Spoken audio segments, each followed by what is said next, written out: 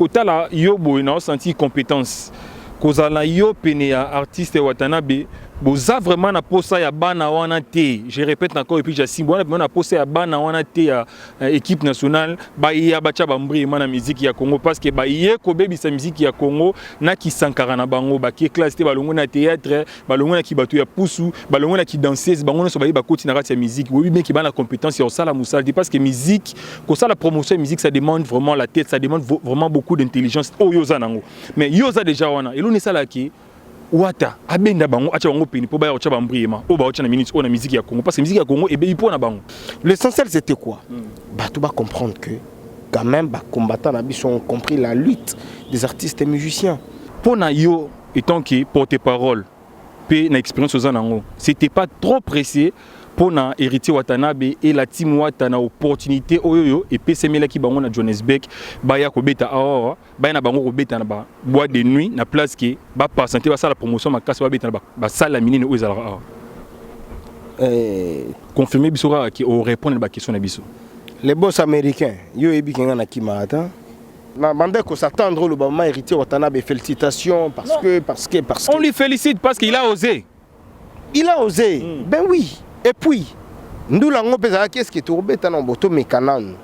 Mais tout le monde dit que c'est bon, tout bêtis. Donc si je comprends bien, cela veut dire c'était pas vraiment officiel en une hésitation. Non, pas de l'officialisation. Ce n'était pas facile. Donc, voilà.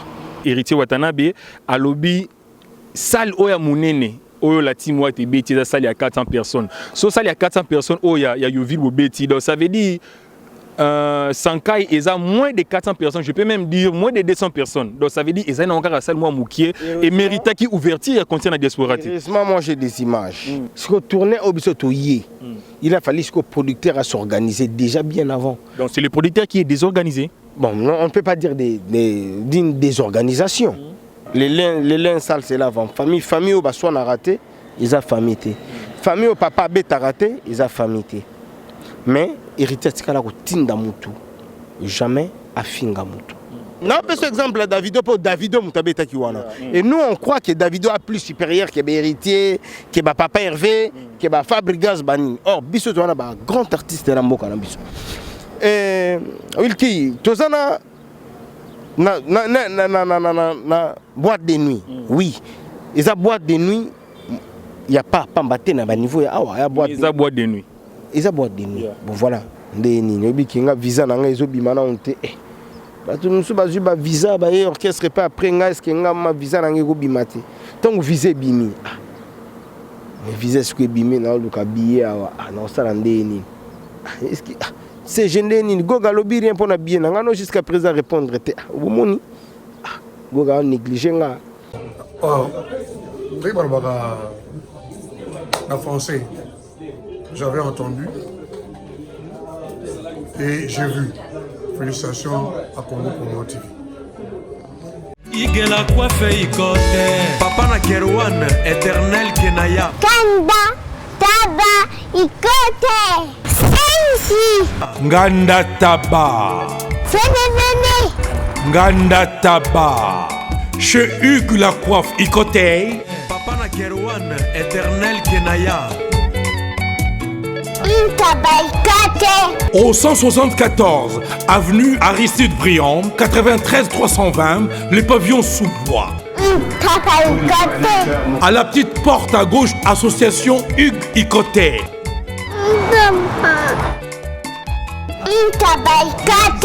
01 41 55 0000. Ntaba Ikoté. Descartes Construction et yeah! Fini l'inquiétude pour la réalisation de vos constructions de rêves en RDC au prix imbattable. Grâce à votre entreprise installée en RDC uniquement pour vous, spécialisée en construction, réfection, bâtiments, immeubles, vente de terrains, travaux publics, avec les ingénieurs architectes qualifiés au prix incroyable. L'escarpe Construction est aussi spécialisée en luminosité des bâtiments et éclairage public. Installation des systèmes d'alerte, intrusion pour des maisons et véhicules et tout d'autres services. Nous acceptons aussi les paiements par tranche. au prix incroyable. Pas d'hésitation avec Descartes Construction. Vous serez jamais déçus. Pour tout contact, notre email est descartesconstruction@gmail.com. Notre numéro de contact, plus 447 93 92 82 813 et appelez-nous pour Kinshasa, plus 243 89 91 56 86 2.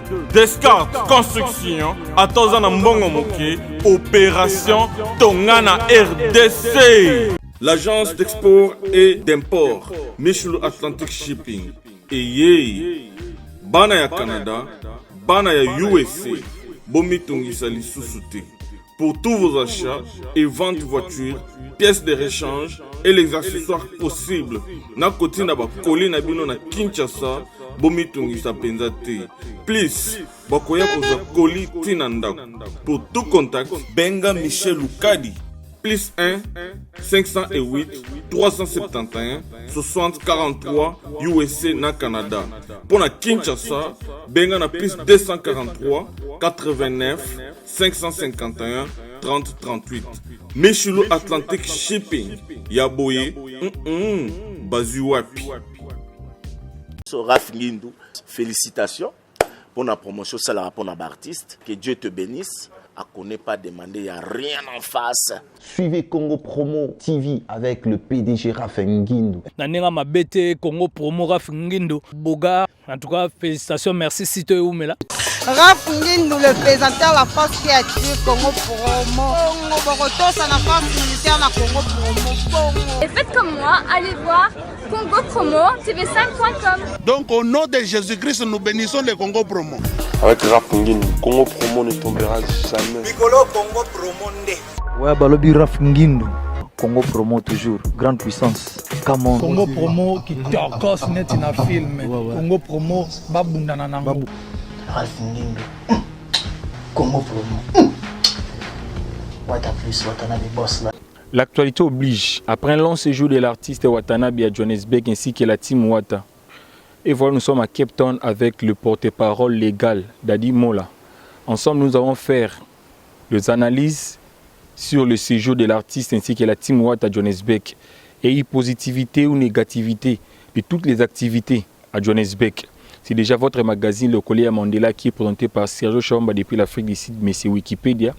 Déjà pour commencer, je dis un grand merci à Papa Raf Ngindou pour l'opportunité.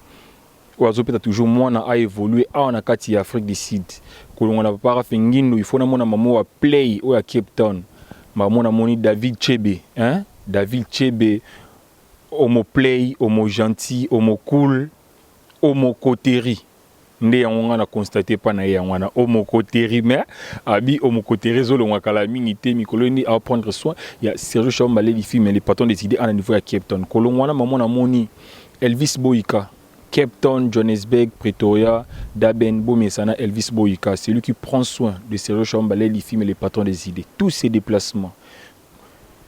Carburant, Mambounion surtout, divers, il me prendre soin de yango. Bomesana, parce qu'il y a entrepreneur, azana fungola, on a Cape Town, fungola ba businessmen yoso. Quand Wikipédia parle, tout le monde obéit. Kolongwana, maman a moni. Homo raciste Didier Niemboé, l'homme de Iwalet. Didier Niemboé, l'homme de Iwalet, Cashman. Ce que ça na posa et loco au sengi a tchela rabat na bank account. Ce que ça na bank account ité a tchelo na Iwalet. Yango na zo benga mikolo yo l'homme de Iwalet. Bo mesanayi déjà bolanda ba détail oyo ya la team Wata na niveau à Johannesburg na analyse auto ça na Dadi Mola, tout de suite là, à suivre.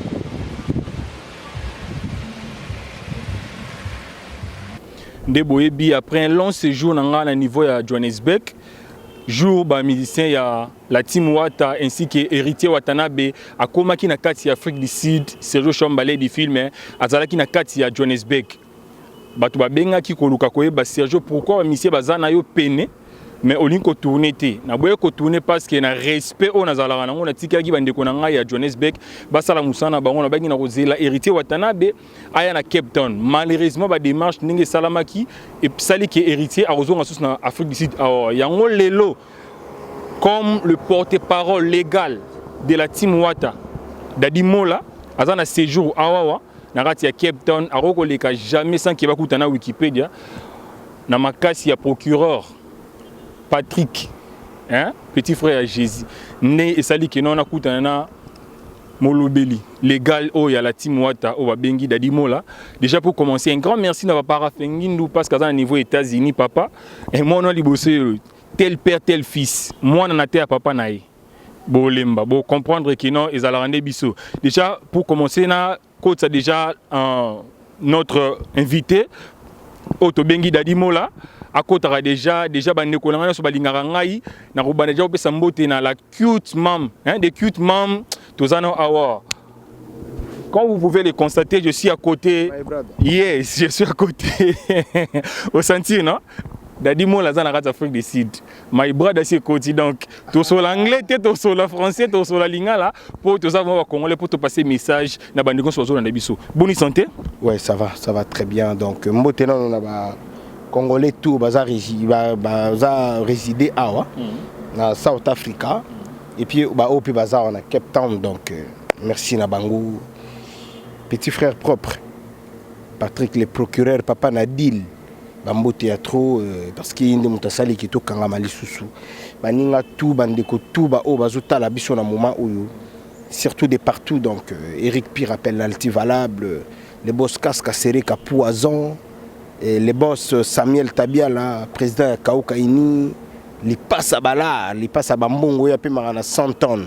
Il y a une Suzanne à 100 tonnes, donc Bambo Théâtre, Elvis Boyika, Mastanangai, Maître Chris Cicéron, Bakumba, mon grand frère, son éminence, Maître Kazi. En tout cas, tout au Badingara Dimoul, en tout cas, Bambo Théâtre, Peba Oba Pessinga confiance.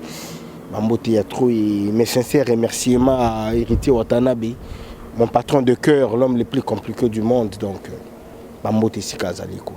Deuxième fois à Cape Town, vous trouvez Cape Town? Oui, on a habité quoi. Donc, bateau poto balobi qui Cape et les Karabango na kitoko donc. Tembo kango bien. Bon, bah ya kitoko, ya kitoko. Donc on appelle la place nous est l'équipe riche hein. Comment se porte la santé du groupe, la team du président Héritier Watanabe? La team se porte à merveille. À merveille. On a fait une tournée presque d'un mois ici. Puis voilà, les musiciens se trouvent actuellement à Kinshasa. Il y a mon copain patron Zonga qui Kinshasa. Il n'y a que moi qui est resté. Et puis parce que j'ai quelque chose privé à réaliser et puis à régler. Et puis la semaine prochaine. Donc les autres déjà normalement, on a déjà un avion pour la zone à Johannesburg. Malheureusement, ma billet en haut, comme une période, ma billet est commis. Donc, fois 2,5. Et surtout que c'est un week-end. Week-end en plus. Donc, on a temporisé. Les lobbies, tout ça, tout ça, on a besoin de lobby, on a un billet normal, on a Johannesburg. Et puis, le mercredi, on a un Congo. À votre avis, le bilan de votre tournée à Johannesburg est-il positif ou négatif? Positif. Positif vraiment parce que c'était pour la première fois orchestré et à Awa et la positivité Zobandana on a découverte tu vas découvrir Makambo peut-être tout le monde a raté tout le monde a battu tout le monde a la musique et la deuxième des choses c'était concert et Betamina pays moko ya Libanda un pays métissé qui a une race métissée et kokutana na bandeko peut-être solaka na bafond tout kuta na bango tu vas découvrir Mr Price tu vas découvrir vraiment tu vas découvrir merveille tu vas découvrir place pour menga na nini N1 quartier pas sérieux chamba vanda donc on comprend que Dadi Bola Dadi mo wana quartier na ngai donc pour comprendre que na vanda na quartier bien non ba quartier na biso na Kinshasa na habité quoi donc voilà de découvrir beach na bino ya awa Et ça linga bien, na quelle place via tata tourna clip à voyage. Na moni yango, na tourner les sous émission na na bateau, na hélicoptère, ba zela rocha tchango ba mona ki ça la bien. Et puis na moment oyo tout moni que l'event comme il event mususu quoi. L'event mususu donc bilan na biso vraiment ezali bilan moko positif. Parce que bana mai bazongi bien bana mai sentir que non na moment où bana mai donc ata ba 2 ans forme aussi la té quoi. Donc baza. Merci beaucoup. Comme vous pouvez le constater, je suis vraiment avec Dadimo, là, le porte-parole légal de la Team Wata. Azan devant Wikipédia, Wikipédia a la fanatique, Wikipédia a chroniqueur, mais Wikipédia a journaliste de formation.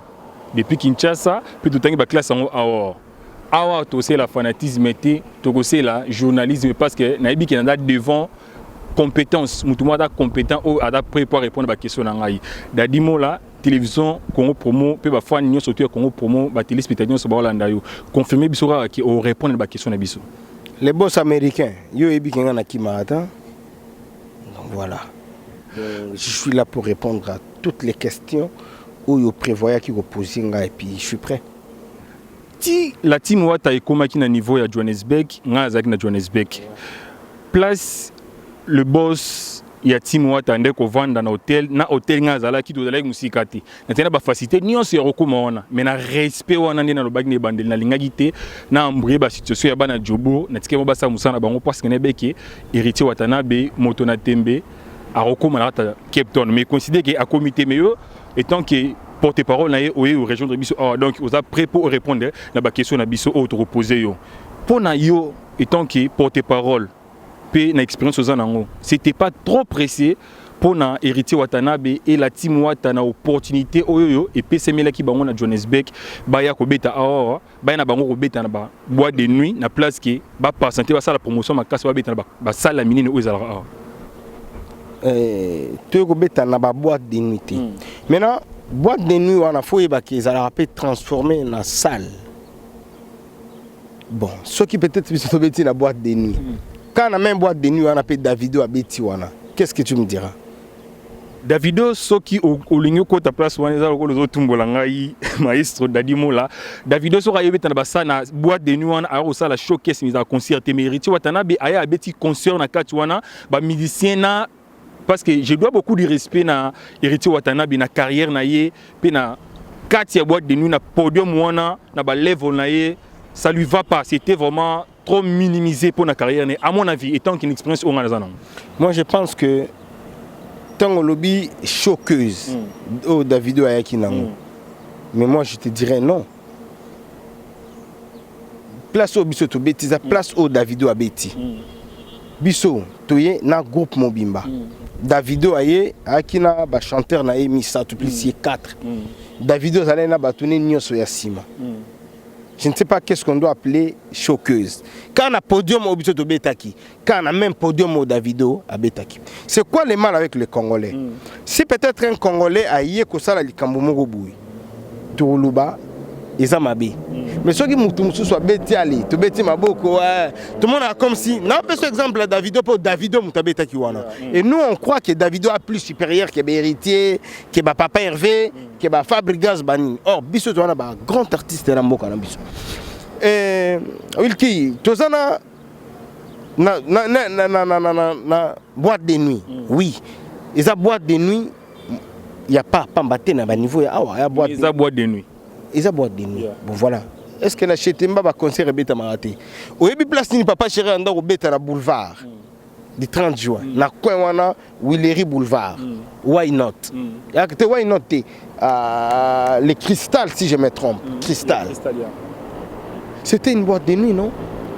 Mais quand un événement arrive et vous allez sous boîte de nuit, c'est un moment où on va transformer en salle. Maintenant, place à nous il y a plus de 500 personnes. Parce que tout ça a entré, beaucoup de entré, espace Isali. La place à VIP au côté et puis il y a encore un espace Isalaka au côté boy batu bavandi awa lisusu. Et ça espace mongo ba cadre bavandaka. Bango batala concert boy. Boy batala concert boy. Une boîte de nuit, oui, parce que Place Wana, c'est la boîte qui fonctionne. Mais dans le moment, concernant le moment, il y a Davido, il y a une boîte de nuit. Et comment une salle, une référence aux artistes congolais, Azobeta Wana. Ils ont qui précédé. L'essentiel, c'était quoi? Tu vas comprendre que, quand même, les combattants ont compris la lutte des artistes et musiciens. Et puis, dans la salle, oui, projet Silita, projet ça, parce que tu as un visa à long terme. Dans le projet, c'est quoi maintenant les problèmes? Le problème est que tu es, tu es bêti, et tant que tu es bêti, tu vas comprendre que andou les ongi, Congolais au Pekuna, andou les ongi, Congolais au Kuna pendou les ongi.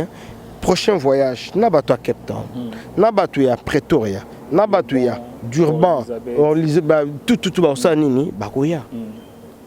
Tokobeta. Et puis tant que tu es dans Pretoria, qu'est-ce que tu diras de Pretoria? Encore une boîte de nuit. Qu'est-ce que tu diras encore de l'Orange Grove? C'est encore une boîte de nuit. Question par rapport à l'opportunité de Samagi pour ouverture à concert dans la diaspora. Après plus de 10 ans, Baraki concert. Tango opportunité est comme la Kibino. À mon avis, on s'entendait tous. À Tangani Nazabo, je pense que Patrick a contredit Ngati le procureur. On s'entendait tous. Et à la concert d'ouverture, il y a Mounene Oyo Mokile Keningana. Mais à notre grande surprise, on a répété les sous-Tomonike, orchestré. Premier concert d'ouverture, parce que tu considères le premier concert d'ouverture, où il y a diaspora, et bien on a Sankai, où j'assume, il y a boîte de nuit, il y a salle, où il y a concert, malgré d'être transformé en concert. Si, il y a boîte de nuit, oui. Il y a boîte de nuit, mais deuxième concert, c'est Beta qui est la salle, l'Orange Grove. Troisième nous les nabis to beta qui na salle na Pretoria. Quatrième concerne les trois Rougeons.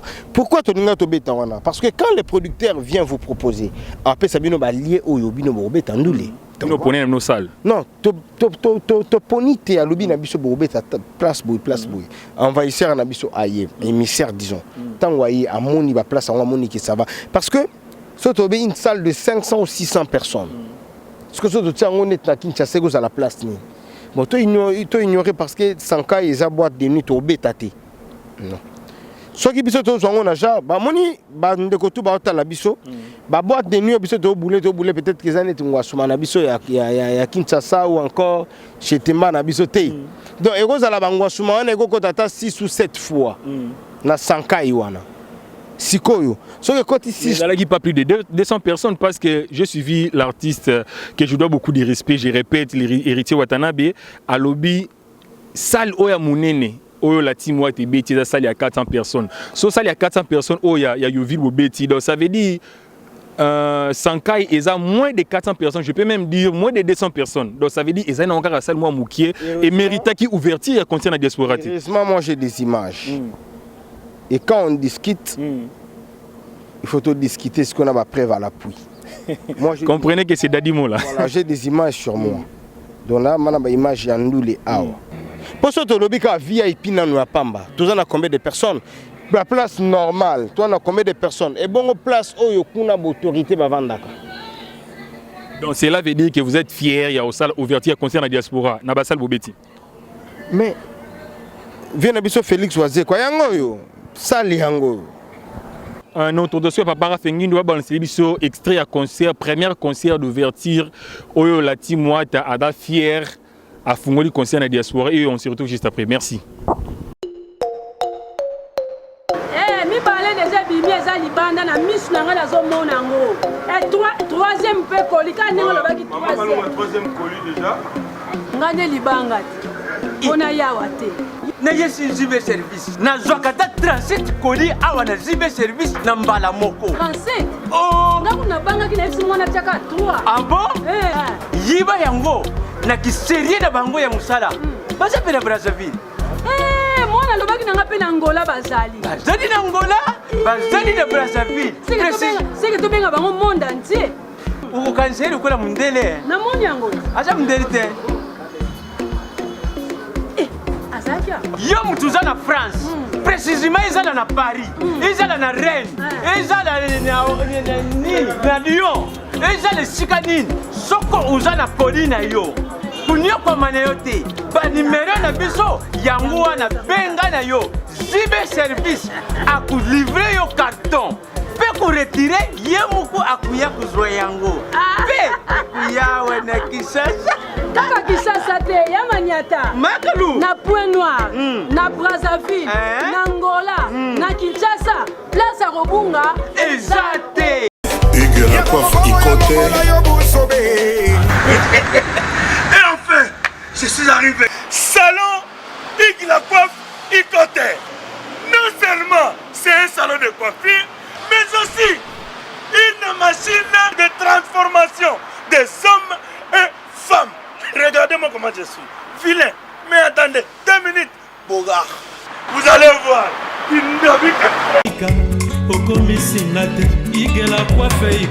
Hugues la coiffe Ikoté. Votre salon de coiffure mixte afro-européen situé sur la Nationale 3 au 174 avenue Aristide Briand, les pavillons sous bois. Pour plus de précisions, veuillez nous contacter au 01 41 55 00 00 ou encore sur notre site hugueslacoiffeikoté.com. Nous sommes ouverts tous les jours de 8h à 20h, même les jours fériés.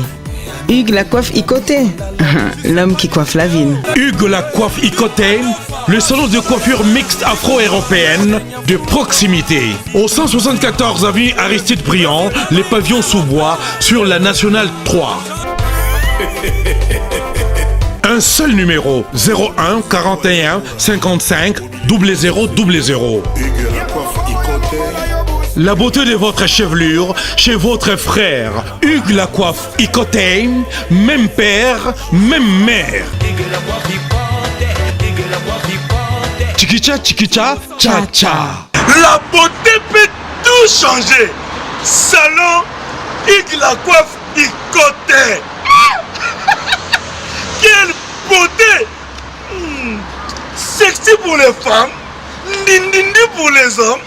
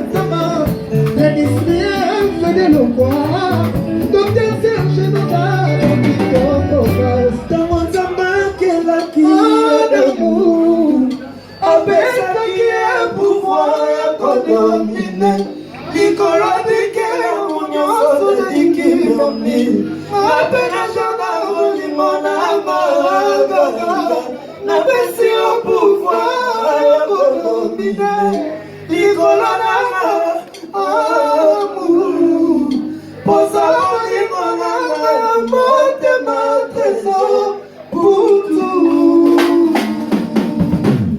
Je pense que l'extrait du premier concert de l'artiste Watanabe à Johannesburg, précisément à Sandton, dans la boîte de nuit ou dans la salle, comme le porte-parole a dit, dans Sankai. Je pense que ça fait vraiment plaisir à Champion Rezen à Cape Town de tous les temps, de tous les jours. Yo Zalara Patrick le procureur, hein? Papa Nadine, qu'il est où? Donc, Bozala Boumela. Donc si je comprends bien, vous êtes vraiment fiers de mais qu'est-ce qui n'a pas tenu que la team Wata habite à Cape Town? Parce qu'on s'entendait tout le monde, héritier Watanabe, équipe complète à Cape Town, mais tu retrouves notre c'est là, et tu dit à quoi? Voilà déjà deux questions. La question et sa sous-question. La première question, je suis trop fier. Viens à Bisso une chose, la générique depuis ton on a liété, depuis la Melaika Ati. Siko tiezani to depuis ton on a liété depuis na liaki lipa. Siko li pesani ko liété donc pour na fo liaka fufu. Il va déjeuner breakfast ne to bango en anglais. Ezani ni kasi ko liété. Voilà. Donc biso ne to beti tout ça lui ouverture ou bien tout ça l'ouverture. À mon avis, c'est pas une ouverture parce que on est dans la salle où il y a ouverture, on s'entendait à une grande salle comme Bercy ou Olympia parce que la salle où on a miné à Porto parce que ceux de Kenya a mis kilo la salle où on a miné à la. Ils sont leader congolais n'a déjà bêta la salle où on a. Bah donc opportunité on a il y a quoi salle ouverture il y a concert parce que combattant bandero zela pouvoir il y a Kabila et Longwa parce que notre président Fachi a son maboko. Oyebi ki a pe na cap na bino baboya ki tobeta. Ah za zone rouge. Ah na yebi ki ezali facilité pour beta. Pouvoir Kabila longwa te. Pouvoir Kabila c'est longwa mais ah eza ba démarche ebele pour beta. Ya on sala biso no so awa. Yango moni ki nga na yaki yawa na zala na yamama ki deux fois. Na par les combattants de 8 ans ko solo là. Parce que na solo mboka. Heureusement que na zala maele. To solo là qui. Et puis hier j'étais invité. La soirée Morobo qui organisée na Côte d'Amboka et Lélo Lissousou Naza invité principal. Donc toujours lié à mais l'ensemble avec les combattants et ils m'ont dit cela, ils m'ont dit ceci, héritier peut venir ici avec son groupe. Koya Obeta. Ce que biso to yé awa to beti ba concert 4 to zongi bo lobi za ouverture té. Bon là il y a des questions publiques, parce qu'il y a des salles amitié, il y a des gens s'attendre. Il y a des gens s'attendre ouverture il y a concert qui est la salle parce qu'il y a des salles déjà sim et des salles et des boîtes de nuit. Na posé cette question mokoka na posé. Oyebi nganda junior. Na nini na Angola. Orchestre belé betara ba concert wana. Nganda maman Monique. Ba te belé ba betara ba concert wana. Ils salté, ils ont un bar, mais ils ont étendu Oyo, ce qui peut-être te négocier qui salle ou en salle proprement dite, de s'occuper de Betawana. Tous les Betawana à la congolaise. Et puis, ce n'était pas facile que l'orchestre outil congolais et combattant directement avec nous, Bobeta. Ce n'était pas facile. Vous vous défendez bien? Non. À la place de jeter la peau de banane, je pensais que peut-être tu allais dire félicitations à héritier Watanabe. Non, je félicite. C'est pourquoi je suis en train de souligner. Je dois dire respect parce que Adamuto a osé makasi pour aya kobeta un concert awa. Ba fouté la biso Minerval, mais balinga ki to zoate. Yozo futa Minerval, mais ozo lingate to dame. Ozo lingate ngana zwana chiki. Donc c'est un peu ça. Donc problème ils a problème mais il y a d'autres choses au Ezoya, il faut te féliciter, tous à la biso tout la main dans la main, tous à biso tout la main dans la patte, de sorte que Makambu et les Kanandenge et Longobani. Et ça que non il faut te le ba awa izaboye, te le ba awa izaboye. Voilà, isa maman na mabe et so ça là que mboka na biso et évoluer. Il faut dire merci et vous les gars très bien. Mandé qu'on s'attendre le moment héritier Watanabe félicitations parce que. On lui félicite parce qu'il a osé. Il a osé. Ben oui. Et puis nous l'avons pensé qu'est-ce qui est tourbé dans boto mécanan. Mais tout le monde dit que c'est bon, tout bêtis. Donc si je comprends bien, cela veut dire que c'était pas vraiment officiel, vous avez une hésitation. Pas de l'officialisation. Ce n'était pas facile. Voilà. C'est la phrase qui convient. Ce n'était pas facile pour te commater dans le point où tu es bêtis, moni casque serré, poison, il y a panzi là, moni il passe à balar. Il y a Djobour, il y a panzi. Vous comprenez? Ce n'était pas facile. Le monde va mettre Chala Kobaye, Francis Moubiala, Baye, Baye Kotala. Donc ce n'était pas facile. Ce qu'on a, c'est qu'on a, c'est qu'on a na bino na Kapa, na Cape Town. Et ça, c'est ce que la vie est partagée. Il faut que ça soit vie on a nion so koyo ka bango ko solola na bango. Na banzi na na bato ba kutania donc na bato belé to koya to ko solola et puis to kota la commence que makambo ko ça e ko lekela. Omoni kala. Yo muto zolo ba fallait pas to beta na boîte. Bon yo zolo bo zui ngo ka boîte. Ça boîte na bi sankai. Ya bi sangai. Bato banda o demi kiliba beta pa ya Mbutalombi. Na France Mbutalombi ezani. Et là, boîte, mais c'est comme si tu dois se comprendre. Non, c'est comprendre. On a comprendre bien. On a cadre ouverture, on a conseil qui annulé pendant 10 ans. On a conseil qui annulé pendant 10 ans. Atato beta qui ango na yo ville les alanines. Place ba Congolais ba olia ba fumbo ba nini ba ni. Atato beta qui wana. Fallait ou le baka félicitations parce que elle est combattant. Et le maître n'a pas tout normal, c'est mobiliser bailler kota landouli. Tu comprends? Bailler kota landouli. Il faut dire merci. Ce qu'on a dans le bas, place au binombo beti, plus de 500 personnes. Qu'est-ce que tu vas me dire? Koloba 500 personnes, héritier Watana Babi, Salamounen Bobeta qui na Johannesburg, Ezali, où il y a 400 personnes, yo jumpé na 500 personnes.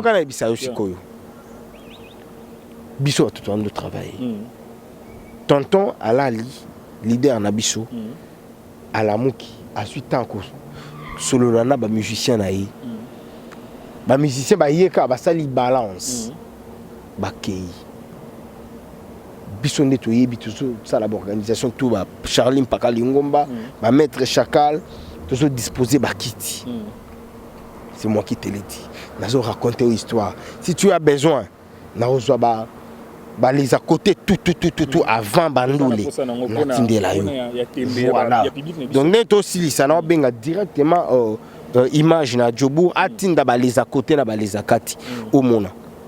Et puis na nini na concert tout au beti. Au mona ka te que public vandi ba kiti sili ba place assise et sili ba tu comme isko ko telema. Ba tu ba telemi étouffement. Bato comme hôtel na ba couloir na ba sima ba podium. Il faut dire félicitations à héritier Watanabe. Là c'est quoi le problème question oyo. Fallait pas opposer peut-être là, fallait poser la question au producteur. Pourquoi vous prenez qu'à 4 places wana artiste à bêta? Pourquoi pas vous prenez qui salle? Mais il faut savoir une chose, bisoto yé ba concert au tout au bêta, tout ça même pas promotion un mois. Un grand artiste comme héritier Watanabe en principe planning il fait ça au Congo et nous ça parce que j'ai suivi l'artiste héritier Watanabe parce que interview tout à Saline à niveau de Johannesburg. Moi j'ai suivi avec attention, j'ai bien suivi à l'obéké. Bon on a sa promotion il y a 2, 3, 4 jours. Donc cela veut dire bah conscience on aurait besoin les nango boya qui je ne sais pas pour boya ta concert moko je répète boya ta concert boya ta 5 concerts mais ou bien boya qui bobani ko kombo make après bobana ko improviser. Non. Tout improviser des toyer tourner. Ce qu'on tournait au biseau toyer. Il a fallu que le producteur a s'organiser déjà bien avant. Donc c'est le producteur qui est désorganisé. Bon, non, on ne peut pas dire d'une désorganisation.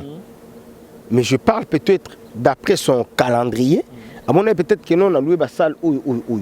Mais comme il est en orchestre, comme il est sur place, et comme il est. Avec sa production. Avec sa production. Est-ce qu'il y a une production, Pretoria, il y a une Koto, fallait que tout il y a une salle qui que. Moi, pour parler, tout il y a un zongi non. Mais pour la salle où il y a là, ne te dérange pas. Parce que toi qui es dans le Windhoek, tu es dans le Windhoek, tu es dans le Olympia de Paris. Tu es dans l'Olympia de Paris, tu es dans le 2 grandes salles. Mais voilà ce que la salle où on a 3 mois, 4 mois bien avant. Voilà. Oh poto, vivre net africain. Vous allez en abîmer. Soit tu bouquet en haut. babandi koteka babien na bango en ligne computer ticket ngeza donc par internet et après orchestre était obeta tala sikoba bateau tout ça na bango wa tala osomona makeno Patrick procureur azalara awa bato bauti ba mikili Eric Pire penalty valable Allegri ya makaya fallait ba ya mais ça la kika netika me baroya donc makambo eza nango bien toloba te ke non bouyebote toloba ka nzambe merci parce que héritier a pu jouer et les restes tout talango après. Merci beaucoup hein. Déjà un grand merci na the only cute mom that I know in South Africa. I used to call her cute mom because she's cute. Hein, Maman Mireille Simbalanga. Obi fallait avoir son enfant tout en Maman Mireille Simbalanga parce qu'elle est makambo. Maman Mireille, je vous salue. Balobi yonde makambo mère. Ngana ozonga lobi bon. Na ebité peut-être le tout monde ayo. Voilà Maman Mireille Simbalanga dadi mola ya la team wata azana biso awa donc sur le 6 a on bani na ko sala de façon que ata lobi na tonga avant ya zonga na lekisata na ndako hein azata o sepelati na compte ya monsieur Wikipédia et ça la vraiment bien makasi. Analyse ni no sala par rapport à la musique na biso ya Congo. Musique ya Congo ça avance. Mais musique ya Congo eza place moko to musique ya Congo ezonga na sima te musique ya Congo na moment o ezonga sima te eza pe place moko te mais bundande ko avancer musique ya Congo biso moko ndi to kanga kyango na nini répondre au souligner le mot vraiment très important et l'on est kanga musique ya Congo. Jean-Pierre Kunda, je te salue parent français Jean-Pierre Kunda na pesio bambo théâtre to kanga kyango tombo boya ke biso to beta peut-être awana kep na kepa toi ba kosa na kepa toi ba kalati na kosa na kepa tout ça suna banani donc voilà ba kosa ba kalati ba zulu to siko bino boya ba kalati na ba kosa ba ya kotala biso boboyi na bino siko boningi ka ba musique na bango ebeta musique ba pecho banani ba zibamboen oyo ba zibamboe ba beta ko leka biso siko comment voulez-vous que musique ango est vrai bien bolinga ba Nigérian lelo Davido lelo Pecho na so Flavor bomona ke ba danger ke ba artiste na biso e ba danger te ba lorote ba watana be ba leki bango mezaka ke l'organisation ezate na distraction auto ko na question na calamité a o ba mise ba mo ba pesa accès na biloko na pour ekina bongo. Il y a pas une distraction, moi je te l'assure. Hein? Jenny Ndombele, je te salue mon frère garçon Paris, je te salue. Ezate ke distraction ezapa ba musicien te. Bison neto linga kokota distraction n'a pas musicien. Tu donnes une intention à un musicien. Donc ngaku tout so lobi na moyibi na yibi au pantalon. Ah. Ba to yibi déjà na moyibi. Donc jour otika sous kilote na oyiba yo sous kilote wana. Po o bo lo ba ile kan 20. To ngamo na zala innocente na yibi mbake comme abenga ngamo yibi donc ngamo to na yiba ki sous kilote. Besoin de kokota ba distraction na mitu ya ba musicien. Voilà. En principe, question na ba level na biso, je ne pouvais pas poser cette question. Mais comme public a réclamé de poser question, tous opposés yango. Qu'est-ce qui ne va pas entre l'artiste Watanabe na level na ye na bana wana ya équipe nationale, je ne sais pas l'équipe nationale par rapport à quoi. Qu'est-ce qui ne va pas? Il y a rien. Tout est bien. Et qu'est-ce qui a fait que Héritier Watanabe a le bango on a mis na internet parce que babana maman sur internet et puis l'internet est un peu na shaking. Tout le monde commence à répondre un grand artiste comme Héritier Watanabe par rapport à propos où il y a un niveau il y a Johannesburg na interview ou à ça là qui est de Colombie ou na Kinshasa a eu une question na imbécile a eu poser un grand artiste pour répondre après ça accès na ba on a pas répondre Héritier Watanabe. Il y a une chose qui aime la paix prépare la guerre.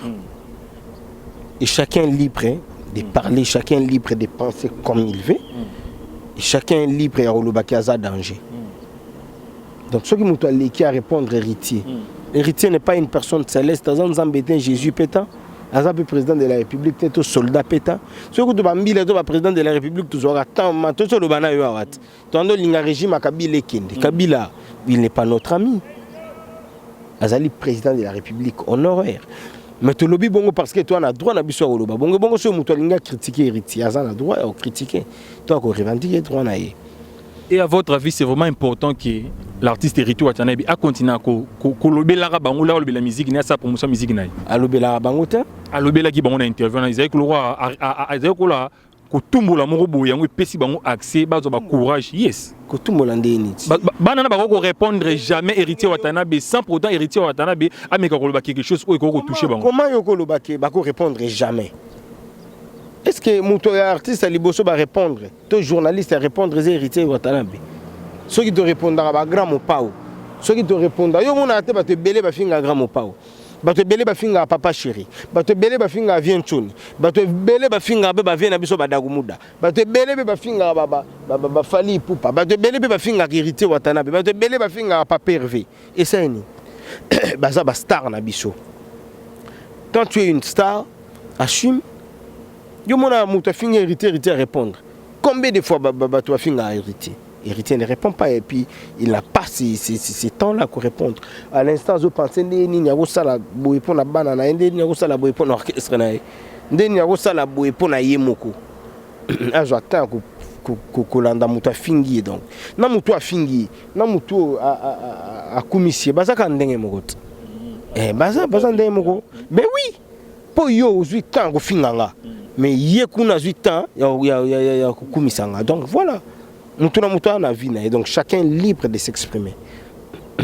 Marquis Toufinama, le film industrie, mon grand que je respecte, mon grand de tous les temps, grand Walingara Petine allez la parce que Petine a déjà été, et puis Petine allez la rater. Théma Gadrapene, il y a grand naïe Marquis Toufinama, comme vous pouvez le constater, grand, Nadagna Djobou, Narataki Bona Djobou, mais le porte-parole légal d'Adimola, Azam Sona Cape Town, Ayango Salike, Tokuta Navomanaïe. Et là, on est homme sous et ça là que kota la yobo na senti compétence koza la yo pene ya artiste Watanabe boza vraiment na posa ya bana wana te. Je répète encore et puis j'assimbo na posa ya bana wana te ya équipe nationale ba ya bacha bambri mana musique ya Congo parce que ba ye ko bebi sa musique ya Congo na ki sankara na bango ba ki classe te balongo na théâtre balongo na ki batu ya pusu balongo na ki danseuse bango so ba ba koti na rati ya musique oui mais ki ba la compétence sur ça la musala parce que musique ko ça la promotion de musique ça demande vraiment la tête, ça demande vraiment beaucoup d'intelligence oh yoza nango mais yoza déjà wana et l'on ça là qui Wata abenda bango acha bango peni po ba ya chaba mbriema o ba ocha na minutes ona musique ya Congo parce que musique ya Congo ebe ipo na bango sans subir Gelor Manganza mon ami depuis Paris. Je te salue Eric pire penalty valable. Fabrice Tanzambi mon tout depuis Toulouse na pécho Bambo théâtre. Écoute, moi je te dirais une chose awa Héritier Watanabe bazanet molle. Nakata molle babengana mutute isifio zala na mbongo na yo oya kosomba metango okota molle okokota pe na Mr Price okokota pe na Dolce Gabbana okokota na ope na Triomphe okokota pe na Macams donc et dépendre quand na yo donc héritier aza molle héritier aza marché akobengana mutute donc mutu amonike akoki kokota pa héritier asombi tomate asombi nini azongi na ngonda bayaka kosomba. Est-ce que contexte phrase odo ko utiliser wana est-ce que bayaka kosomba to bayaka ko récupérer news ya wata ba mo libanda na ndenge ya bien te na ndenge ya salité quoi si vraiment to ko tchango na ndenge ya normal la ipende naza boye monsieur Dadi Moula naza nga pe parfaité. Mais aux amaïli parce que ils ont facilité aux tous à nos places pour répondre à la question n'a facile parce que tout même on malembe parce que aux autres facilité nga tâche parce que au banda mais compliqué ngai ici c'est Wikipédia nga compliqué ma casse mais na comprendre qu'on a compétence il y a une question nga pourquoi ba compétence na yo so za pembeni ya Héritier Watanabe bana ba roya peni ba ça na nini au juste non to benga bango bana wana te. Okay. Ceux qui ont benga bango bana wana to minimiser bango donc ce sont des personnes humaines au peut ça la trop na Team Wata et l'équipe nationale moi je ne peux pas ignorer bah ça la trop na kata Team Wata au mona que non bandima pe ko simba bombe pour na Wata donc moi je dois beaucoup du respect à l'équipe nationale. Vous comprendre compétence nanga n'est pas suffisante kinga kanga funa lobela héritier te yango na loba héritier aza winze quand tinga na tonga héritier te on a tonga kit ou aza muto leader nanga na ko pe ma pe place mo boye na batu nanga pe to tonga pe leader nanga betana sur le tonga ngino net ndenge ni to créer dans moi joke mo tonga ngine ndenge na bishoki tata ndeni no bikinga visa nanga ezo bimana onte bato mosusu bazwi bavisa baye orchestre mpe après ngai eske nga ma visa nange ekobima te ntango visa ebimi visa soki ebimi naoluka biye awa naosala ndeye nini eske c'est ndeye nini goga alobi rien mpona biye na nga no jusqu'à présent répondre te obomoni goga anéglige nga mais ntango biye ekobima basombi biye mula prépare toi tu voyage tel jour okangi siko monoko omoni exemple mo on apesi on est des humains. On est des humains. On a la place mon gobo. Maman n'a pas de carburant pesati. Na pe mi pe na moni goga tala dollar na poche. To pe mi pe mo ebele ba to na ba doléance ta akabeli bango. Beaucoup mi 23 ah mulanga na côté na déphasite. Mula lobi kanga lobi na tongo. Bo sakabeli bato yo kutu basa la guerre nga vraiment de na zonga bo. Na za ta na carburant te goga te solima be makasi. Na CP na honesty na yo. Mais oui. Oh. Eh, y arrive à ka. Et dernièrement mon problème au les cas bien bon moni moula. Donc mamake oloba peut-être ko pe ma pe na quartier na bango vandi pe koloba na pe makambo oloba. Mais wana ndi na ko sala ngote que na va na quartier na biso. Non. Ya ka que non entre nous ba pire kaka na ko et puis bah pire en gros bah proche na ko revendiquer ba droit moko boy. Donc comme étant des humains tout ça on a besoin bah tout bazala tout autour na biso tout ça on a besoin de compétences nanga ya mayele ningo choloba compétences peut-être il y a Patrick le procureur il y a Bouzoba to sangisango peut-être et ko créer pelo au mot bah tu et le Congo est du nouveau l'équipe nationale a respecté bango ya trop mais le Congo wata ça vient na bango tout ils en papa et puis quand c'est que goga nenge goga ça on a goga répondanga mabete to vandi pe bo lobeli dadi mabe et swinga pe mais en aucun jour tu me verras à la télé na loba té na ko pe mape boiti un jour 2 jours 3 jours 4e jour na komeli mon patron de cœur talaboui oh mon n'a pas tangi à réagir mais l'essentiel les années tangi. Au moins on a fait des jours après, on a dit quand on a parlé, au côté n'a parlé, bon bête na bino masolo mususu. Tali kutu bouloté, tali bino mi balé bo solo libo sekia. Moula zo moi descente, on a côté na déphasé. Tu sais remettre, on doit se supporter. Ils ont raté que non to lia ka to me la ka to sipe la ka to voyage raté. Ba situation néfaste pe ya ka ekomaka. Yango pisa la peut-être que comme on a et salut-moi ma bé mon gobo. Même ceux qui doivent se supporter au monde qui mutaro le baboya pour nani na lobi boy mutaro sala boya pour nani na salibo. Donc on est des humains. Moi je respecte tout le monde et mutune so peut tout à linganga. Mutu peut tout à inaranga, mutu peut tout à s'intéresser à langa. Mais moi je sais que o nganaza na kozala kana nga kabo. Na ko changer kana nga te na ko finga te, je dois parler de la team Wata na ko misa leader nanga. Et puis na osinga na nzamba batela na mwanda mbo apisa anga yango na profitera nango je vis na kuta na bino na osala ba connaissance soki Wata tela ninga na yata tuninga tout monde na tete tuninga tout monde na kande tout monde na ba TV mais grâce à Wata grâce à sa team Wata ndé sali kena ya na bamboko voilà. Et voilà, nous sommes vraiment presque arrivés à la fin de notre magazine, plutôt notre entretien avec le porte-parole de la team Wata. Dadimo là, déjà un message na baono sobalingara yo balandara yo pour nous faciliter aussi ça ma solo auto sangana ngolelo. Eric Original. Fanny Fumu. Fanny Fumu. Chanel Mondonga, bozala na bino bino. O bozoyoka, o batu bazolo bezana ngo kutwele ko mokote.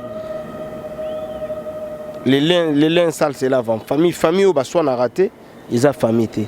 Famille au papa beta raté, ils a famille. Mais héritier tikala ko tinda mutu. Jamais afinga mutu. La preuve aninga la sala abe mission. Yo mona teke yozo ningo kotanga na ba polémique mo. Mais na bendoka na okima na nga peyo. Si tu une vision normale, est-ce qu'il faut na likaka na finga? Il faut na likaka na sala ba comparaison. Voilà. Nga na zawana na lobi la team na biso na kumisango donc na minute orchestre l'équipe biso ezati. Musique et héritier Watanabe et on te sali et faire déplacer bino album o abeta kiana. Parce que préparation bozo ça la boza pour préparer bo ça la disque musu si sikato boza na boza vraiment na studio tout travailler mi-ange mi-démon tout simplement moi. Donc il y a des jours bima dans les prochains jours. Donc, à un moment, vraiment, tu pousses, donc tu travailles vraiment. Et déjà, un message pour na Bokaboni Ayo, na Bafani Osatou à la team Wata, en résumé, va retenir ni. Tout y a qui Afrique du Sud, tu mets 4 concerts. On a fait plus de 20 jours. Il est très bien dans les calmes. Le concert, il est qui Kitoko. Les musiciens peuvent jouer avion à Bango, Bazongi Congo, dans les calmes. Et là, on prépare l'album. Tout ça vraiment serein. Tout préparer pour voyager en Namibie. Après Namibie, tout Kimikili, après Mikilinde, tout Oiba. Comment est-ce que tout Kiko Panzanteke. Mais ma Cambouza bien, donc tout est vraiment bien. On a raté la liste, on a Cape Town, les annonces. Kep pesa déjà mboka nanga kep nga naza déjà na bino soki producteur a monani asali makambo to ya na biso papa Calbert Kalalizi ndento sola ki dadi mola yeyo donc ça veut dire ndento sola ki wana na ko sola pe na mukie et puis to ba nengi nini to ko sala ki l'artiste héritier Watanabe tanga zwa na Cape Town abeta na ba boîte de nuit mais abeta ce qu'on est concert d'ouverture na rati ya diaspora na rati ya salle ya munene ata Artscape to signer on passe Artscape ezali place ya artiste le artiste est monde ba robeta na rati ya Artscape et ça la bien makasi héritier Watanabe aya robeta mais yo mongo passé mais parce qu'on a producteur na so munito to rani na rati ya diaspora précisément na Cape Town na habité mambo Djoubou mais na Cape Town quand on parle de la production tout le monde a CKB Studio message na yo na CKB Studio pona production, il y a héritier Watanabe. Si na sola gnaï, mais ayo kango pa na yo mo. CKB Studio, tout ça. La main, elle est vraiment ouverte. Toujours là. Quelqu'un m'a banga pour tout si la naramba mo. Na pesi mbote na son éminence maître Kazia Zolanda biso na moment oyo. Na pesi mbote na mon grand frère maître Chris Cicéron Bakumba ya zala mwana ndako. Na pesi vraiment mbote sika Zolanda biso. Na pesi mbote na les boss poison Kasereka la mbote ya trop na pesi mbote na Moses Moses wasi tout le monde vient na biso wasi tout le monde à Dallas pour un grand frère nanga vient nanga wasi tout le monde à Dallas na pesi mbote mon neveu Moses wasi tout la mbote ya trop prêtre silencieux na pesa mbote na vient nanga Eric Mandala les puissants la mbote ya trop il passe à Bambongo. Président Samuel Tabiala, na pêche Motesika Ozali, Fabrice Tanzambie déjà na pêche qui est, Francis Mobiala na pêche Bambote Maître Chalako, Bambote ya trop, Masananga Elvis Boïka, Bambote ya trop, Patrick le procureur. Merci pour nos cadeaux pour te côté au sentir que moi na mis surprise à jouer ninga ba plan donc félicitations. Bon merci. Merci vraiment et tambola vraiment bongo quoi. Tambola vraiment bongo bandeko tout oyo balingara dadi moula galinkié motema Christelle Sikoti Munza bambote ya trop vraiment galinkié yo ebi galinkié donc bambote ya trop vraiment gali et puis bandeko tout balingara dadi moula na ki na poto partout na je remercier bino Masananga Eric Pira penalty valable bambote ya trop Eric Pira penalty valable na kobosa na kopesa mbote te na Gelor Mangenza simple à subir quoi. Bambote ya trop. Janine Dombe les garçons Paris. Je te salue bro. Jamping Kunda parent français. Et puis Allegri à Makaya garçon Paris. Bon yo ça double quoi hein? Côté kuna na côté kuna quoi. Pour Angola confirmer rapé. Donc Eric Pire appelle l'alti valable na lelika yo kemi kilime. Batu ba kota poto su ndenge nini ndenge yo ke yo mokoko. Mais ko sala ma bien makasi talara ozali moi il y a birthday ya ndeko na biso papi Mokiki fumu ya Jean Paul et ça la moi bien makasi papi Mokiki depuis Mikili hein et puis birthday na yo na niveau ya Cape Town South Africa oza mboka na yo et puis birthday to you my brother papi Mokika together et ça le plaisir makasi to yamba ki yo autrement na suka hein, c'était vraiment un plaisir de savoir que vous étiez vraiment nombreux hein. Tu fais bien ton boulot. Merci. Et ça prouve que ça va. Là mon ama standing kitoko quartier Zovanda bien. Merci beaucoup à Dadi Mola. Bon, Moni, quand même, qui non, hein, le porte-parole légal a confirmé. Bon, mais ça en a déjà. Jenny Osako, happy birthday to you. I will sing for you. Happy birthday to you. Happy birthday to you. Happy birthday to you. Happy birthday to you. Jenny Osako, hein, mon camarade personnel, Obineto Solaki, happy birthday no yangoyo, et puis happy birthday à Papi Moki qui fumu ya Japon, hein, yo za na biso na ratsa Cape Town au longwe au Kemikili au prometa qui sérieux chambalé des films que ozo ya nabi ki ozo zongela biso et puis Chukelo Mboto na niveau ya France ndenge to Solaki wana Chukelo Mboto, hein, muntu ayamba batebe na mboka oyo memangi ba ko boya ye Chukelo Mboto nde to sola ki anabi ko zonga to ko sola masolo ndenge zalaka kaka et puis Rifin Chimanga la papa des filles Rifin Chimanga na niveau de Johannesburg ba salam na yangoyo et outi pas sérieux chambalé les films les patrons des idées mais c'est Wikipédia et puis Mbote na ndeko na ngai moko Ndoi ya président de la République Chilombo Ndoi ya président de la République Oumela parce que vous avez mon oncle personnel et puis Mbote mingi na Joe Air Show na niveau ya Johannesburg et ça le plaisir makasi et ça lui plaisir makasi pe na robosa na te pona clôturer hein Joël Kaleu le petit frère propre il y a Patrick le procureur bango sa famille Kileu na pesi Mbote makasi Bosani pe grand prêtre élégant Mukoko. Ah, élégant Mukoko grand prêtre ou mais la talara yo ba romesana na yo ka alela ba Didas grand prêtre élégant Mukoko wana oncle ba petit quoi à la bien. Merci beaucoup papa Rafengindu parce que zala qui vraiment wana ola na mwana Serge Chombalé du film à niveau à Johannesburg mais c'est Wikipédia na accomplir mission na ngai comme na attaquer héritier Watanabe na niveau à Johannesburg du moins na récupérer le porte-parole à niveau à Cape Town parce qu'il y a qui na séjour pour na colonel pour na toujours la production il y a héritier Watanabe na Mikolo Oze ko ya besoin précision awa parce que précision zala awa quand moi je vous dis vraiment au revoir to kuta na mingi na Mikolo ko ya bye bye. Sepela TV et yena makambu ya sikali susu o ba chaîne ya France eza na kati ba chaîne ya Congo eza na kati ba chaîne ya Londres eza na kati o ngomona makambu ya politique ya sika o parti AA eza na kati o parti BB o CFAIO eza na kati ya Sepela TV bouquet comme ya muke boye o tina poche voyager na ngokeno partout lingi na bouquet ya Sepela TV mais ma biso n'engozo ma biso wana 4K machine ma daka Sepela TV. Bienvenue dans le monde de Sepela TV. Sepela TV est le décodeur qui vous permet de suivre les chaînes du Congo en direct de la diaspora.